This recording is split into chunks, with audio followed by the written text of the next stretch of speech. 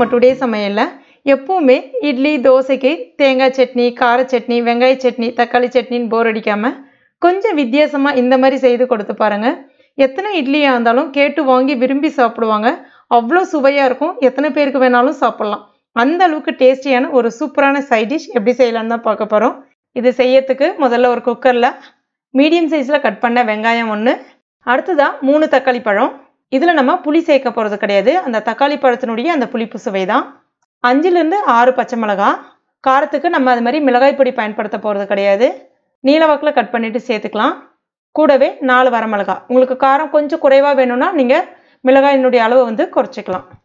அடுத்ததா ஒரு பெரிய சைஸ் உருளைக்கிழங்க தோல் நீக்கிட்டு இந்த மாதிரி கட் பண்ணிட்டு எடுத்திருக்கேன், சேர்த்துக்கலாம். அடுத்ததா 1/2 கிலோ அளவுக்கு கத்திரிக்காய். எந்த கத்திரிக்காய் வந்தாலும் நீங்க பயன்படுத்திக்கலாம். பூச்சிலாம் இல்லாம பார்த்து இந்த மாதிரி கட் பண்ணிட்டு தண்ணியில போட்டு வச்சுக்கோங்க, இல்லைன்னா கருத்து போயிடும். இப்போ அதையும் தண்ணியை வடிகட்டிட்டு சேர்த்துக்கலாம். இப்போ இதில் ஒரு 2 கப் அளவுக்கு தண்ணி சேர்த்துக்குங்க, அது முழுகிற அளவுக்கு. இப்போ இதற்கு தேவையான அளவுக்கு உப்பு, 1 டீஸ்பூன் சாம்பார் பொடி, 1/2 டீஸ்பூன் மஞ்சள் பொடி சேர்த்துட்டு ஒரு முறை கலந்து விட்டுட்டு வெயிட் போட்டுடலாம். ஒரு 5 விசில் விட்டு எடுத்துங்க, சரியா இருக்கும். ஒரு 5 விசில் வந்ததுக்கப்புறம் நல்ல ப்ரெஷர் இறங்கியிருக்கு. இப்போ இதை நம்ம திறந்து பார்க்கலாம். இந்த மாதிரி தான் இருக்கும்.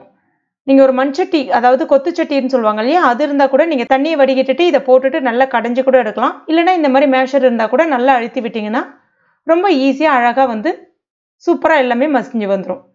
இதுக்கு இப்போ நம்ம ஒரு சூப்பரான தாளிப்பு ஒன்று கொடுத்துடலாம். அதுக்கு ஒரு பேனில் 2 டீஸ்பூன் எண்ணெய், 1 டீஸ்பூன் கடுகு, 1/2 டீஸ்பூன் உளுந்தப்பருப்பு, 1/2 டீஸ்பூன் சீரகம். இதெல்லாம் நல்லா பொரிஞ்சு வந்த பிறகு கொஞ்சமாக கருவேப்பிலை இலைகள். இப்போ இதை நம்ம அங்கே ரெடி பண்ணி வச்சுருக்கிறதுல சேர்த்துடலாம். சேர்த்துட்டு கொஞ்சமாக கொத்தமல்லி இலைகள். அவ்வளோதான். நல்ல மணக்க சுவையான ஒரு சூப்பரான கத்திரிக்காய் மசியல் ரெடி ஆகிடுச்சு. இது ரொம்ப ரொம்ப டேஸ்ட்டாக இருக்கும். கத்திரிக்காய் மசியல், கத்திரிக்காய் கடayal அப்படின்னு சொல்லுவாங்க சில இடங்களில். இதில் வந்து உருளைக்கிழங்கு ஆப்ஷனல் தான். ஆனால் உருளைக்கிழங்கு சேர்த்து செய்யும்போது உங்களுக்கு காரம் வந்து கொஞ்சம் கரெக்டாக பேலன்ஸ் பண்ணும். அது மட்டும் இல்லாமல் நல்ல உங்களுக்கு ஒரு திக்னஸும் கிடைக்கும். இது வந்து சாப்பிட்றதுக்கு அவ்வளோ சூப்பராக இருக்கும். இட்லி தோசைக்கெலாம் வந்து பார்த்தீங்கன்னா அவ்வளோ பர்ஃபெக்டாக மேட்ச் ஆகும். ஈவன் பொங்கலோடையும் சேர்த்து சாப்பிடும்போது ரொம்ப சூப்பராக இருக்கும். கண்டிப்பாக இந்த ரெசிபியை உங்கள் வீட்டில் ட்ரை பண்ணி பாருங்கள். ட்ரை பண்ணி பார்த்துட்டு மறக்காமல் எனக்கு கமெண்ட் பண்ணுங்கள். இந்த வீடியோ உங்களுக்கு பிடிச்சிருந்ததுன்னா லைக் பண்ணுங்கள்.